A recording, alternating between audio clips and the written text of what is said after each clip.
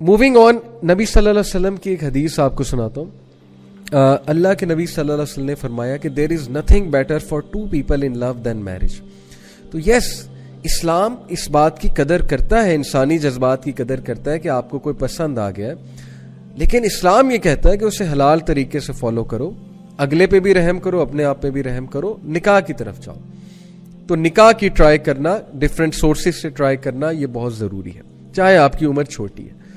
اللہ تعالیٰ نے چاہا تو چھوٹی عمر میں بھی ہو جائے گا، لیکن مسئلہ یہ بھی ہے کہ یہ بھی ڈیسائیڈ کرنا کہ اگلا میرے لیے فٹ ہے کہ نہیں ہے. ماں باپ کی اپنی ایک ذہنیت ہوتی، سوچ ہوتی ہے. آپ لوگ صرف یہ دیکھ رہے ہوتے ہیں کہ یار مجھے اس سے محبت ہے، اب وہ محبت بھی پتہ نہیں ڈیفینیشن اس کی کیا آپ کے لیے، لیکن چلے مان لیتے ہیں آپ یہ دیکھتے ہیں مجھے اگلے سے محبت ہے یا اگلی سے محبت ہے، اور آپ یہ دیکھ رہے ہوتے ہیں کہ یہ میرے سارے کرائٹیریا پہ وہ پوری اترتی ہیں، میری کیئر بھی کرتی ہیں، یا یہ میری کیئر کرتے ہیں، یا یہ مجھے ٹائم بھی دیتے ہیں، میری باتیں بھی سنتے ہیں، وغیرہ وغیرہ. لیکن ماں باپ کی نظر ایک اور ہوتی ہے، وہ دیکھ رہے ہوتے ہیں بڑے اینگل سے کہ یار دونوں خاندان آپس میں چل سکتے ہیں کہ نہیں چل سکتے. انہیں وہ پرابلم، وہ مسائل پتہ ہوتے ہیں ہماری سوسائٹی کے جو آپ ابھی نہیں دیکھ سکتے، جو آپ کو ابھی نہیں سمجھ آ سکتے. اس لیے ماں باپ کو بالکل ہی سائڈ پہ کر کے یہ کہنا کہ نہیں میں نے کرنا ہی یہاں پہ ہے، میں نے جو مرضی آپ کر لیں، میں تو بس یہیں جاؤں گا یا جاؤں گی. تو most of them I have seen ending up in divorces یا ending up in depression when they come to know after marriage کہ یار واقعی مسئلے تو بہت ہیں. وہ جو شادی سے پہلے کی شعر و شاعری اور گانے گانا اور ایک دوسرے کی کیئر کرنا، وہ سب نکل جاتا ہے شادی کے بعد، جب پریکٹیکل لائف میں بندہ آتا ہے. پریکٹیکل لائف میں اگر کوئی چیز ہیلپ کرتی ہے تو وہ یہی 3 چیزیں ہیں: مودہ، کمپیشن، مرسی، اور پھر ایک دوسرے کو سکون دینا. اس لیے ڈیسیژن لیتے ہوئے بھی بہت عقل مندی کا مظاہرہ کریں، اور یہ عقل مندی ہر کوئی نہیں دکھاتا ہے، کیونکہ جب بندہ اس اسٹیٹ میں ہوتا ہے تو اس کو سمجھ کوئی نہیں آتی. آپ جتنی مرضی سینس اس میں پٹ کرنے کی کوشش کریں تو اللہ سے دعا کریں کہ اس میں کچھ سینس آ جائے اور اس کو سمجھ آ جائے کہ یار جس سے میں شادی کرنے جا رہا ہوں میں نے ہر اینگل سے دیکھنا ہے کہ کیا ہر اینگل سے یہ معاملہ میرے لیے ٹھیک ہے. صرف یہ نہیں کہ مجھے پسند ہے اور بس لیٹس گو فار اٹ. یہ تو بیوقوفانہ ایک سوچ ہے نا. So this does not suit a مومن. مومن عقل مند ہوتا ہے. رسول اللہ صلی اللہ علیہ وسلم نے کہا مومن جو ہے وہ بہت عقل مند ہوتا ہے، عقل سے کام لیتا ہے. سو اسلام میں کانسیپٹ میں نے آپ کو بتایا. اچھا، ایک اور سوال جو ہے وہ یہ اٹھتا ہے کہ محبت اختیاری ہے یا غیر اختیاری ہے، یعنی اس میں ہمارا اختیار بھی ہے کہ نہیں ہے. تو میں ابن قیم کا ایک زبردست کوٹ آپ کے سامنے رکھتا ہوں.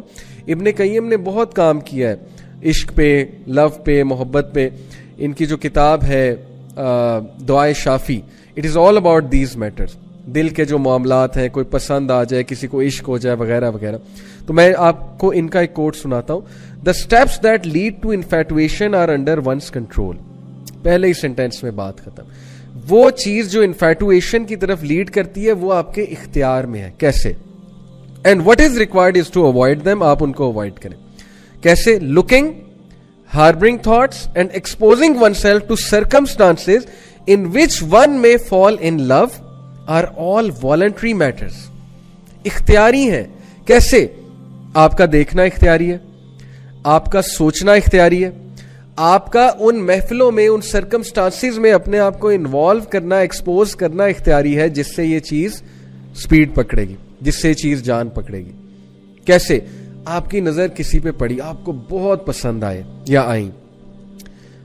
نبی صلی اللہ علیہ وسلم نے ایک صحابی، بہت خوبصورت صحابی تھا، I think his name was Fuzail, may be مجھے ابھی یاد نہیں آ رہا، میری جو میموری ہے اس کے مطابق یہ نام تھا.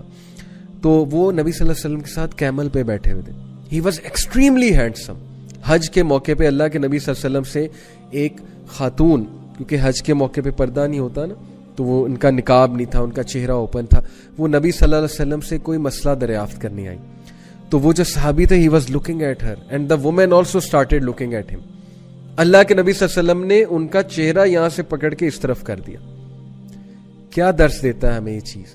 اور پھر جو الفاظ کہے اللہ کے نبی صلی اللہ علیہ وسلم نے، صحیح بخاری میں، ہی سیڈ کہ آئی ڈو ناٹ ٹرسٹ شیطان ود دیز ٹو امتیز، یعنی میں یہ جو میرا امتی ہے اور یہ جو خاتون ہے، ان دونوں کے حوالے سے میں شیطان کو ٹرسٹ نہیں کرتا.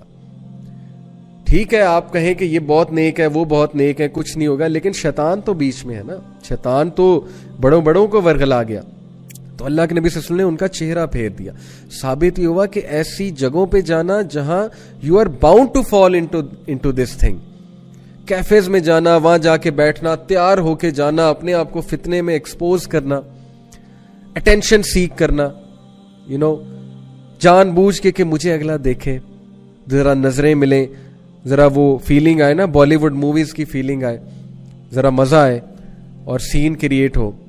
تو جان بوجھ کے یہ حرکتیں کرنا, ایسے گانے سننا جو آپ کو پیار اور سو کالڈ عشق اور محبت کی طرف لے کر جائیں, تو یہ سب اختیاری ہے, لیکن آپ کر رہے ہیں.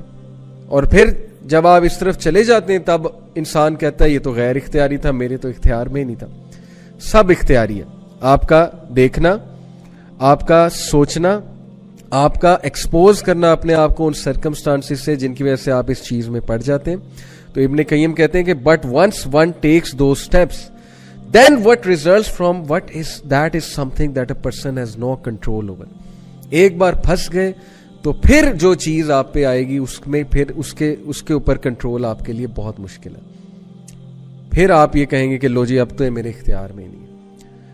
تو اس لیے please take care of your gaze, starting from gaze, lower your gaze.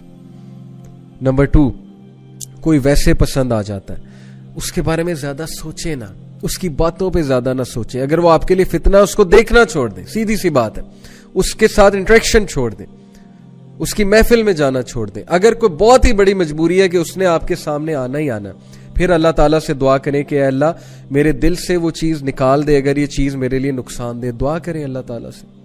لیکن اگر یہ چیز فائدے مند ہے تو اے اللہ مجھے جلد یہ چیز میرے نصیب میں لکھ دے, ادروائز اے اللہ مجھے اس ڈیزیز سے چھٹکارا دے دے. دعا کریں, لیکن تھاٹس کو بلڈ نہ کریں, زیادہ سوچیں نہ, ان کے بارے میں نہ سوچیں, اور پھر ان سرکمسٹانسز میں اپنے آپ کو نہ ڈالیں کہ آپ لوگ سلپ ہو جائیں. تو یہ سب اختیار میں ہے برادرز اینڈ سسٹرز. ہم کیوں جان بوجھ کے اپنے آپ کو ان چیزوں میں ڈالتے ہیں؟ کیونکہ ہمیں بالی ووڈ موویز نے میسج یہ دے دیا ہے کہ عشق جو ہے وہ زندگی کا مقصد ہے.